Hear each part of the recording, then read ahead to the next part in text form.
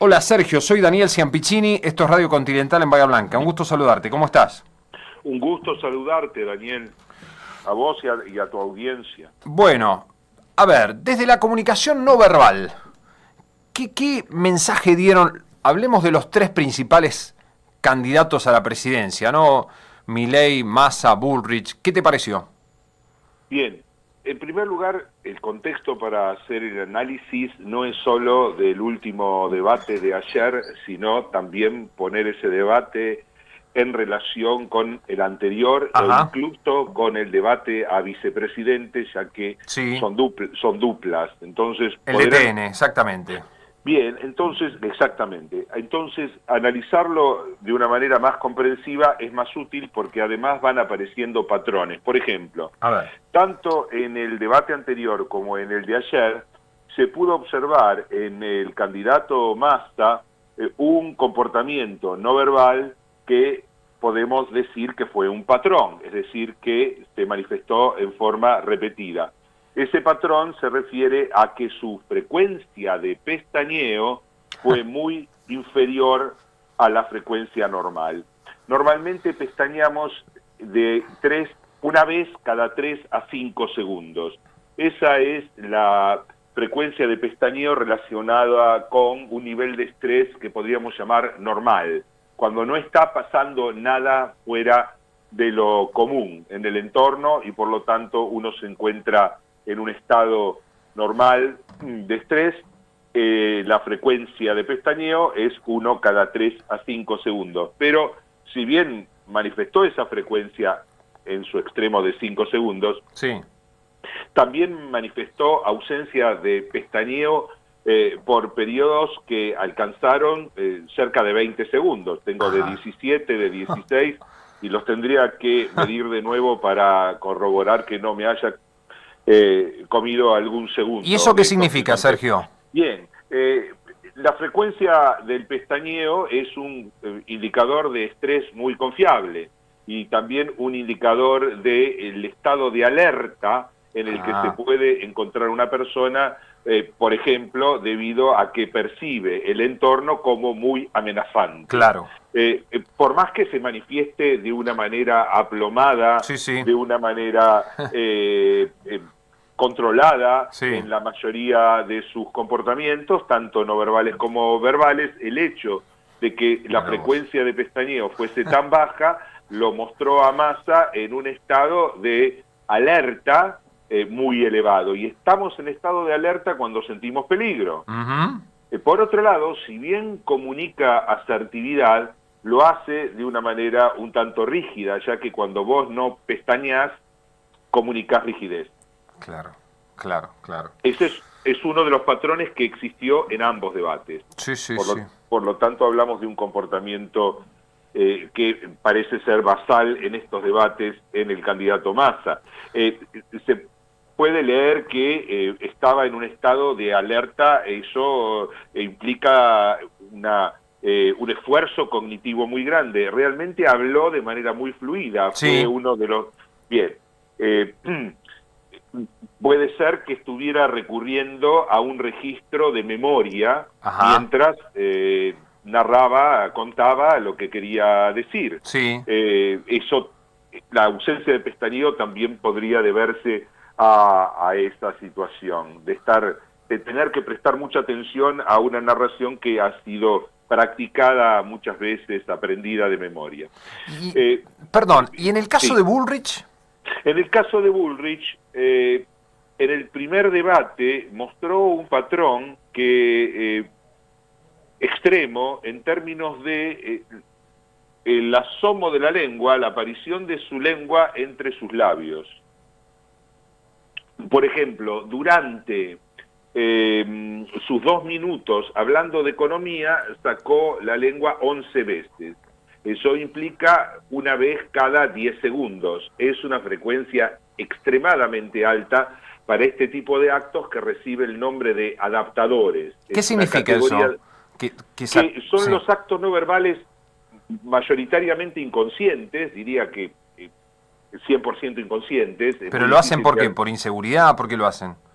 son formas de adaptar el organismo a las fluctuaciones en el estado de estrés. De un estado normal o de un estado de estrés elevado, debido al contexto, se produce todavía un salto aún mayor en los niveles de estrés que experimenta el organismo, y por lo tanto el organismo tiene que actuar de una manera que apacigüe las reacciones fisiológicas productos de ese pico de estrés. Sí. Una de las maneras a las que se recurre es, en este caso, Bullrich humecta sus labios, dado que en los estados de temor se produce una reducción de la salivación, se interrumpen todos los procesos digestivos, se interrumpe la salivación, la boca se seca y la persona necesita humectarse los labios y la garganta y la boca tomando agua, o si no puede hacerlo porque está hablando, vemos que asoma la punta de la lengua de esa persona y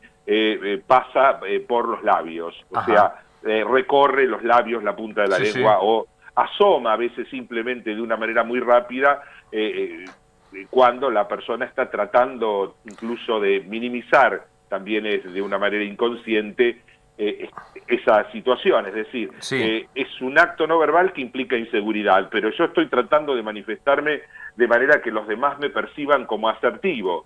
Esa contradicción incrementa incluso los niveles de estrés. Eso fue el primer debate. ¿Y ayer? Algo parecido, pero más controlado, mejor. No pudo observarse una frecuencia tan elevada de este acto no verbal adaptador. Yo creo que practicaron muchos, todos los candidatos practicaron muchísimo, llegaron al debate con sus respuestas muy ensayadas, y Bullrich se ancló incluso en eslogans que había usado durante la campaña. Milei también repitió parte de cosas que lo hemos escuchado decir en muchos otros momentos, pero fue el que más espontaneidad mostró en momentos en los cuales resultaba obvio que estaba improvisando, por lo menos un poco, dentro de la línea que él quería seguir. Y sus gestos más destacables fueron las caras que todos han comentado, las caras que hacía mientras le dirigía una pregunta a Bregman, o mientras contestaba Bullrich, o Massa, no tanto con Schiaretti, ya que quedó como un poco afuera de la lucha. El que peor la llevó en todo caso fue Massa, que tuvo a los tres en contra. En contra, claro. Massa sabía que le iban a tirar de todos lados, ¿no? Eso está claro. El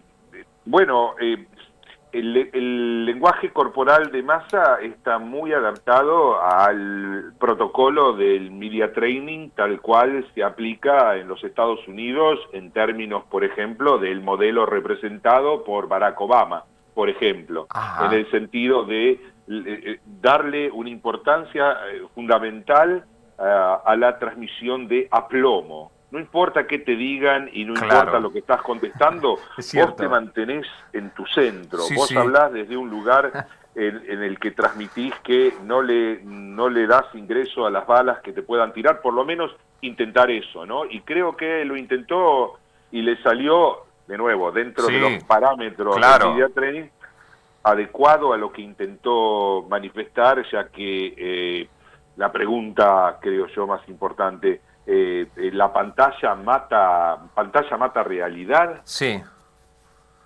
¿Es posible? Sí. Habrá que ver. Cuando tenés un 130% de inflación anual, ahí no hay pantalla, que cuando vas al supermercado y no hay pantalla que mate realidad, ¿no? Sí, sobre todo cuando existe suficiente libertad como para que otros discursos puedan existir también, no sea un discurso único, universal, y haya censura sobre otros tipos de discursos.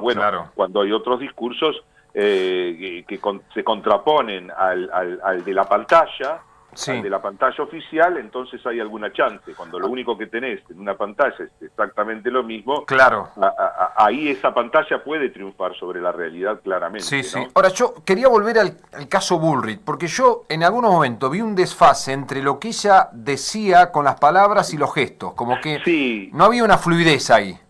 Sí, es muy buena observación, me parece que es tal cual así. Lo mismo podría plantearse un poco de Schiaretti, no así de Massa, que estuvo bien acompasado, y Milei, como es más espontáneo,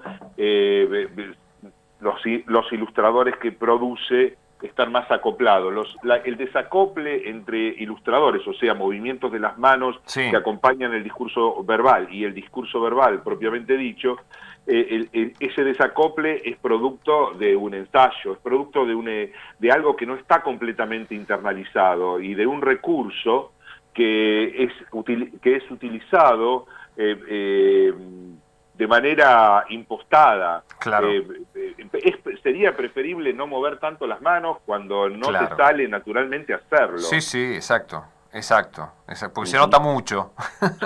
Sí, sí, se empieza a notar y el efecto que estás queriendo causar no llega y todo lo contrario, sos leído de la manera inversa. Algunas cosas que me llamaron la atención y que Sí, hacen algo a la dimensión más amplia de la comunicación no verbal, a ver. que es la dimensión de los actos culturales. Los actos culturales también son gestos. Digo actos culturales, por ejemplo, cuando alguien usa el lenguaje como lo usó Schiaretti al decir que tenemos reservas -10 como en el Chinchón. Sí, exacto. Al hacer referencia al Chinchón, está refiriéndose a un juego, algo cultural Sí. que no sé cuánta vigencia puede tener ahora, ni cuántas personas pueden saber qué significa el -10 como en el Chinchón. De modo que nos habla del lugar donde Claro, esta persona, este candidato, está anclado en algún claro. punto, desde dónde, o si se quiere, no anclado, sino desde dónde habla, en Sí, sí, sí. definitiva, tiene cosas antiguas y Sí, también algunas modernas, porque eh, quiero hacer notar, y ahí va a ser una referencia a algo que me llamó la atención de Bregman y Milei, para tratar un poco más de ellos dos, sí, que la comunicación no verbal no se utiliza desconectada del análisis del discurso, porque, claro. por ejemplo, es una crítica realmente, y entiendo que pueden no saber de qué se trata, pero un medio muy importante mostró los resultados de una inteligencia artificial que analizó los gestos de los Sí, candidatos. sí lo vi. Sí, está todo mal, No, yo lo vi porque desde el desconocimiento, porque la verdad que sí, uno lo lee. esos programas, en primer lugar, son muy primitivos todavía. Son muy primitivos porque no son capaces de incorporar la increíble variedad de variables, la increíble amplitud de variables que tendrían que ser consideradas Ah, en términos de contexto. Y es más, ni siquiera analizan cosas que están presentes en la fotografía, pero que la visión computacional no las registra. Por ejemplo, cuando te dicen que entiendo. Milei estaba calmo, tenía la ceja izquierda levantada y la mantenía levantada. Eso no es estar calmo, eso representa un estado cognitivo de sospecha, de escepticismo, de desafío. No tiene que ver con la calma, es Claro, un error de interpretación claro. total, o Sí, sea, sí, sí, esa sí, sí. interpretación es errada. Y luego que Bregman haya mostrado una expresión de tristeza, ¿qué significa? ¿Respecto de qué? ¿Qué estaba diciendo? ¿A quién la dirigió? Claro. Bueno, estos programas todavía son muy inmaduros para poder ofrecer eh, respuestas, resultados interpretativos suficientemente cercanos a la complejidad de la comunicación humana. Está claro.